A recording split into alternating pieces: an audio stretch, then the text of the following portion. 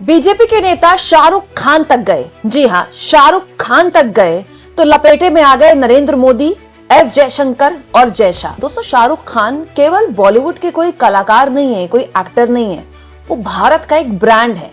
मुझे लगता है दुनिया का शायद ही कोई ऐसा मुल्क होगा जहां पर लोग शाहरुख खान को नहीं जानते होंगे। दोस्तों, शाहरुख खान के लिए कहा जाता है कि he is the most popular Indian, लेकिन एक ऐसी शख्सियत जिसका न केवल भारत बल्कि पूरी दुनिया में डंका बजता है, जो दुनिया के सबसे रईस एक्टर्स में से एक है, एक ऐसा शख्स जो बॉक्स ऑफिस में धमाल पर धमाल मचा रहा है पिछले कई दशकों से, ऑलमोस्ट 30 साल से। दोस्तों, उसके लिए बीजेपी के एक नेता ने ऐसी घटिया बात बोली है जो एक्चुअली में उन पर उल्टा पड़ गई। क्यों?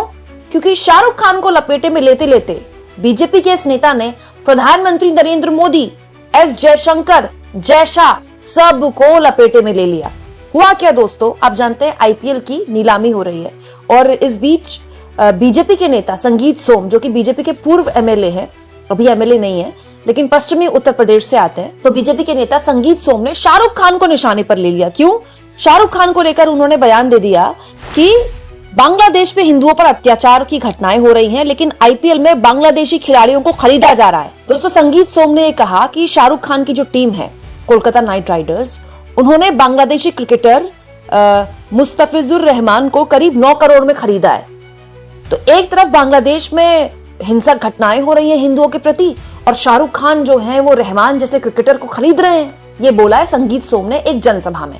तो शाहरुख खान को इस देश ने इतना नाम दिया कि यहां से पैसा कमाते हैं और बांग्लादेश के खिलाड़ियों को खरीद कर देश के साथ गद्दारी करते हैं। ये बात संगीत सोम की थी, ठीक है। अब दोस्तों, संगीत सोम जो हैं वो पूर्व एमएलए हैं, ठीक है, और इनकी अपनी पार्टी में कुछ इन दिनों जम नहीं रही है। तो आप तो जानते हैं कि बीजेपी का कोई भी नेता या भारत में आजकल जो पॉलिटिक्स चल रही है उसमें अगर आप हिंदू मुसलमान कर दो या किसी मुस्लिम क्रिकेटर या मुस्लिम सेलिब्रिटी के लिए कुछ बोल दो तो आप एकदम से बड़े नेता बन जाते हैं। लेकिन दोस्तों, संगीत सोम ने यहाँ गलती कर दी। क्यों?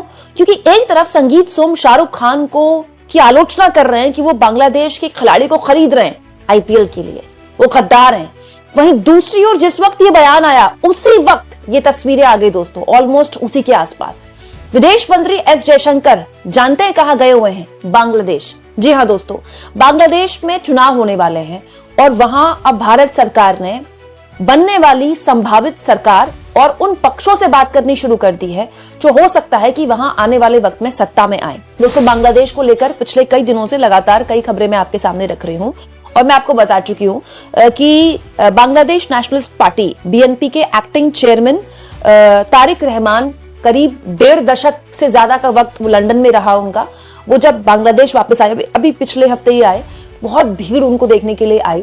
माना यह जा रहा है, संभावित ऐसी उम्मीद लगाई जा रही है कि जो बांग्लादेश में चुनाव होंगे उसमें हो सकता है कि इनकी पार्टी बीएनपी सत्ता में आ जाए। हुआ क्या दोस्तों, अभी 2 दिन पहले बीएनपी की सबसे बड़ी नेता और बांग्लादेश की पहली महिला प्रधानमंत्री बेगम खालिदा जिया का इंतकाल हो गया और लंबी बीमारी के बाद उनका देहांत हो गया।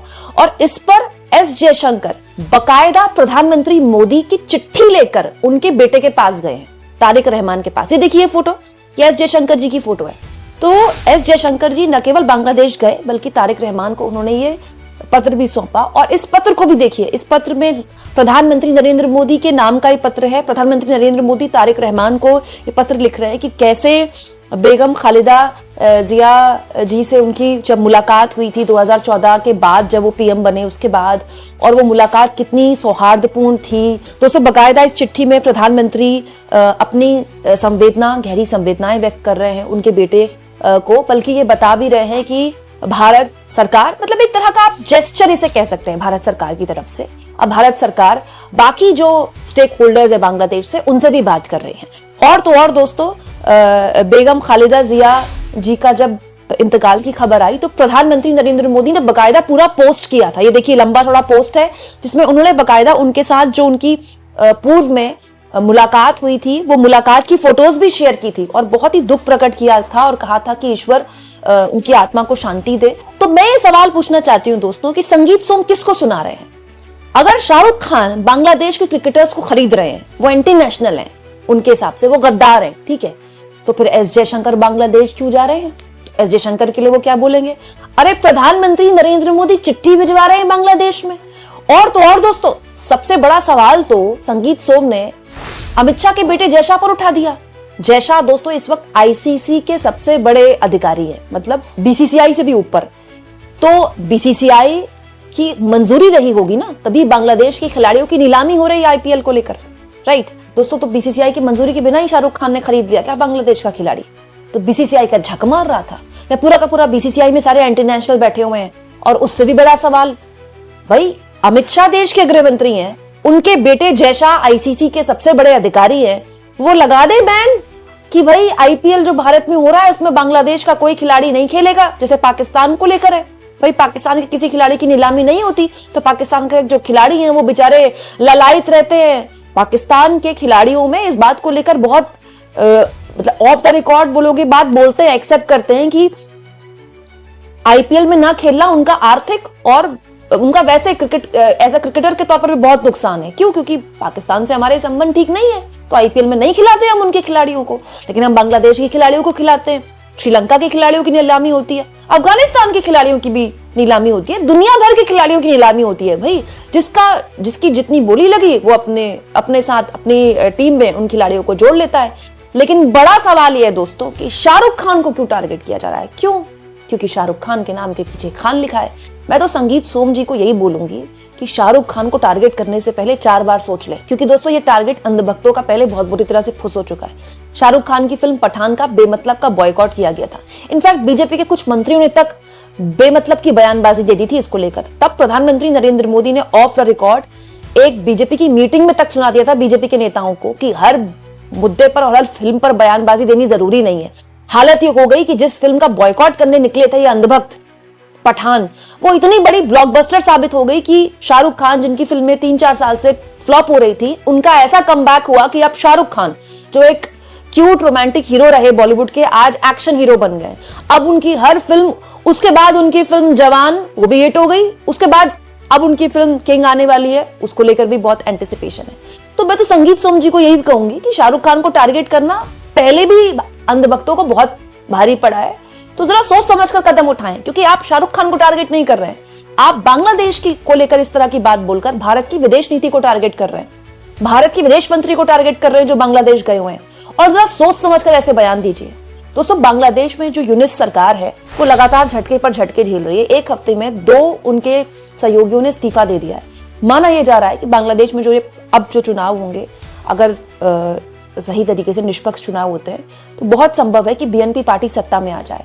तो सरकार अपने सारे चैनल्स खोल रही है और बीएनपी पार्टी भी इसको लेकर बहुत ही मतलब ओपन है। तारिक रहमान जिस तरह के बयान दे रहे हैं वो मैं ये नहीं कहूंगी कि पूरे एंटी इंडिया बयान दे रहे हैं, जैसे यूनिस सरकार की तरफ से बयान आते हैं।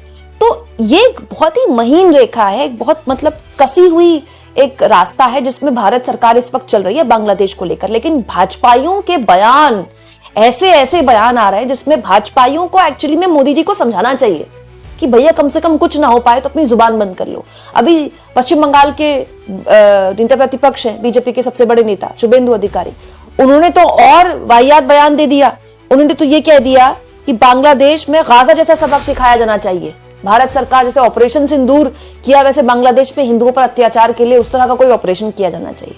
सोचिए दोस्तों, भारत की विदेश नीति के साथ खिलवाड़ करने वाले ऐसे नेता अपनी सस्ती बयानबाजी के जरिए कुछ वोटों को अपनी ओर आकर्षित करने के लिए, कुछ लोगों को अपनी ओर आकर्षित करने के लिए किस तरह से भारत की विदेश नीति को ताक पर रख रहे हैं और बीजेपी चुपचाप बैठकर तमाशा देख रही है। आप इस मुद्दे पर क्या सोचते दोस्तों? शाहरुख खान को निशाने पर लेते लेते संगीत सोम जिस तरह से एस जयशंकर, हमारे प्रधानमंत्री और जय शाह को निशाने पर ले रहे हैं, क्या ये ठीक है?